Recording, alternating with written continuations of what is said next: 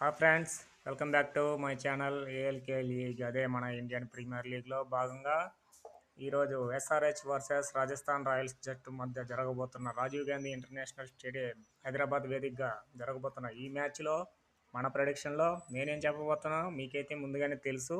ఎందుకంటే నేను ప్రతి మ్యాచ్ ఎస్ఆర్హెచ్ గెలవాలని కోరుకుంటాను. కానీ ఈరోజు ఖచ్చితంగా గెలుస్తుందని, గెలవడానికి కారణాలు కూడా చెప్పబోతున్నాను, కాస్త వినండి.